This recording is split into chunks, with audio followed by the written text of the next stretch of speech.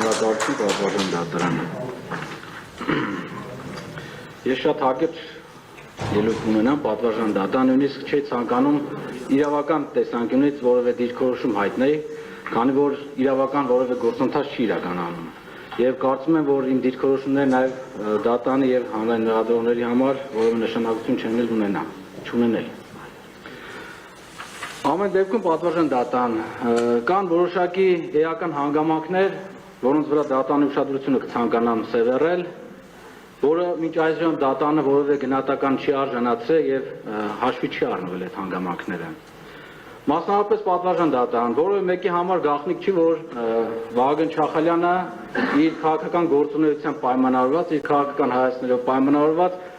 պարբերաբար քրեական հետապնդումների է ենթարկվում։ Երբ պարբերաբար քրեական վարույթներ են նախաձեռնվում։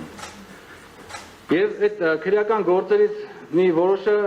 մասը երկու քրեական գործեր գտնվում են հենց ձեր վարույթում պատվարժան դատարան։ Մեկը այս գործը, մեկն է նույն բովանդակության, նույն ծանրության աշյանի, մեկ այլ գործ եւս քննվում է ձեր վարույթում։ Իշխանության յուրացման մեղադրանքով պատվարժան դատարան։ Եվ մյուս գործի շրջանակներում ձեր կողմից ընտրվել է այլընտրանքային խափամիջոց բացակայելու արգելքը, ամենամեղմ խափանման միջոցը պատվարժան դատարան։ Նույնիսկ դատարանի կողմից թույլատրվել է, որպեսզի Վահագն Չախալյանը լքի Հայաստանի Հանրապետությունը մի քանի անգամ։ Եվ Վահագն Չախալյանը նման պայմաններում պատշաճ վարքագիծ է դրսևորել։ Ժամանակին լքել է եւ ժամանակին վերադարձել պատվարժան դատարան։ Եւ նույնիսկ դատարանը թույլատրելով այլընտրանքային երաշխիքներ չի պահանջել, այսինքն դրա փոխարեն գրավ չի կիրառվել, որպեսզի այդ ենթադրյալ ռիսկը նվազեցվի կամ չեզոքացվի։ Դատարանը գտել է, որ որևէ խափամիջոց ընտրելու անհրաժեշտություն չկա, այսինքն Վահագն Չախալյանը որոշակի ժամանակով կարող է ազատորեն երկիրը լքել եւ ետ վերադառնալ։ Եվ նման պայմաններում անձը պատշաճ վարքագիծ է դրսևորել պատվարժան դատարան։ Առնվազն ինձ համար անհասկանալի է այս երկու վարույթների շրջանակում, այս երկու քրեական գործերի շրջանակում, եթե նույն ծանրության աշյանի են, նույն բնույթի մեղադրանքներ են պատվարժան դատարան, ինչու է մի տարբերակում ընտրվում ամենածանր խափանման միջոցը կալանքը, իսկ մյուս տարբերակում որևէ խափանամիջոց չի ընտրվում պատվարժան դատարան։ Կարծում եմ այս հարցին դատարանը որևէ պարզաբանում, իրավական առումով որևէ պարզաբանում չի կարող տալ։ Ողջամիտ որևէ պարզաբանում չի կարող լինել։ Հաջորդ էական հանգամանքը պատվարժան դատարան այն է, որ երբ որ ներկայիս արդեն մեղադրյալները ի սկզբանե, երբ որ բոլորով ձերբակալվում են, ձերբակալությունը իրականացավ մեկ օրում, բոլորիս հայտնի է։ Նաև Վահագն Չախալյանը ձերբակալվեց այդ օրը, բոլորի հետ միասին։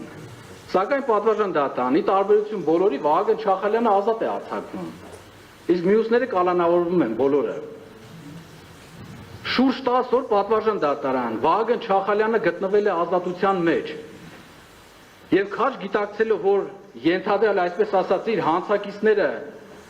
բոլորը գտնվում են անազատության մեջ պատվարժան դատարան պատշաճ վարքագիծ է դրսևորել, այսինքն չի թաքնվել, չի լքել Հայաստանի Հանրապետությունը, չի փորձել այս ենթադրյալ արարքը հասցնել իր ավարտին կամ ինչ որ ազդեցություն ունենալ որևէ անձի վրա պատվարժան դատարան 10 օր շարունակ պատշաճ վարքագիծ է դրսևորել։ Տեսեք, դատարանը նման ենթադրություններ է անում, որ եթե անձը գտնվի ազատության մեջ, ոչ պատշաճ վարքագիծ կդրսևորի, այսինքն ենթադրություն է անում դատարանը, բայց մենք ունենք հաստատված հանգամանք, որ անձը պատշաճ վարքագիծ է դրսևորել պատվարժան դատարան, գտնվելով այդ կարգավիճակում, գտնվելով ազատության մեջ,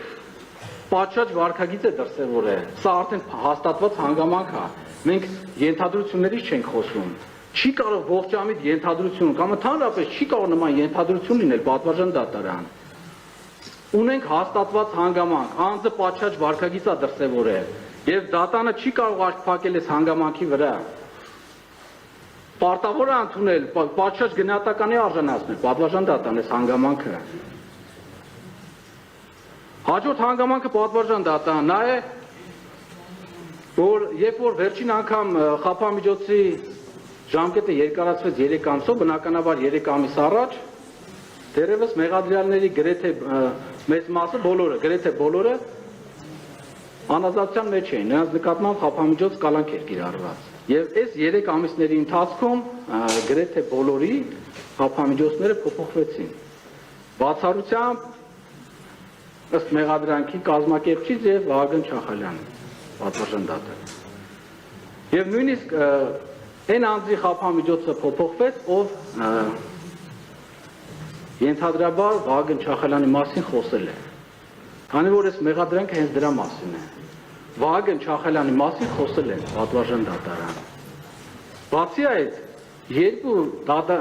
նախորդ դատական նիստի ժամանակ 2 օր առաջ, նույնիսկ ձեր նախագահությամբ, ձեր որոշմամբ հենց այդ անձը, ենթադրյալ անձը, ով խոսել է Վահագն Չախալյանի մասին, նրա խափամիջոցը ընդհանրապես վերացավ տնային կալանքը եւ այժմ գտնվում է ազատության մեջ։ Եվ նման պայմաններում պատվարժան դատան հանրային մեղադրողները նշում են, որ իրավաչափության պայմաններ չի փոփոխվել։ Էլ ինչա պետք, որ իրավաչափության պայման փոխվի։ Ոնց կարող է հանգամանքները դատարանը հաշվի չառնի պատշաճ։ Եթե մեղադրանքը այն մասին է, որ Վահագն Չախալյանի մասին խոսել են, ու իր մասին խոսած անձը ազատության մեջ է, եւ մյուս մեղադրյալները ազատության մեջ են, ոնց կարող է իրավաչափ լինի այն հանգամանքը, որ Վահագն Չախալյանը պետք է մնա անազատության մեջ։ Դա ողջամիտ չի, պատվարժան դատարան։ Չի կարող նման պայմաններում դատարանը համարի եւ հանրային մեղադրողները համարեն, որ իրավաչափության պայմաններ չի փոփոխվել։ Դա մենք չպետք է ասենք, դա ակնհայտ է պատվարժան դատարան։ Դա առնվազն պետք է արձանագրեն հանրային մեղադրողները, նշելով, որ էական հանգամանքները փոփոխվել։ Մենք ծածուկ փաստաթղթեր չենք բերում հիմա հրապարակում, որ ասենք փոփոխվել է, բոլորի համար է ակնհայտ։